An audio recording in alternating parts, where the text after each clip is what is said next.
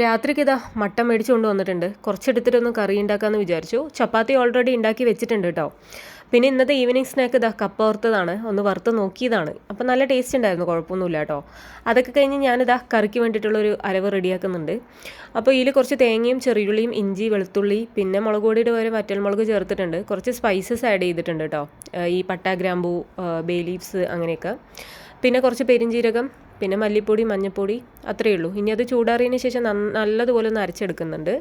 പിന്നെ ഇതാ നമ്മൾ കഴുകി വൃത്തിയാക്കിയ മട്ടനിലോട്ട് കുറച്ച് മഞ്ഞൾപ്പൊടിയും ഉപ്പും ഒരു കഷ്ണം ഇഞ്ചി ചതച്ചതിട്ടിട്ട് നന്നായിട്ടൊന്ന് വേവിക്കുന്നുണ്ട്. ഒരു 7-8 വിസിലങ്ങ് വേവിക്കുന്നുണ്ട് കേട്ടോ.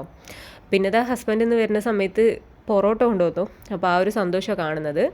പിന്നെ ഒരു പാൻ വെച്ചു, അതിലോട്ട് സവോള ഒന്ന് വഴറ്റി എടുക്കുന്നുണ്ട്. പിന്നെ തക്കാളി ഇട്ടു, പിന്നെ നമ്മുടെ അരപ്പൊഴിച്ചു, മട്ടൻ ഇട്ടു, അതിൽ തന്നെ വെള്ളം ഒഴിച്ചു. അപ്പോൾ അതാ ഒരു 10-15 മിനിറ്റിനുള്ളിൽ നല്ല സൂപ്പർ ഡൂപ്പർ മട്ടൻ കറി റെഡി. ഇനി എന്താ വേഗം പോയി കഴിക്കുക.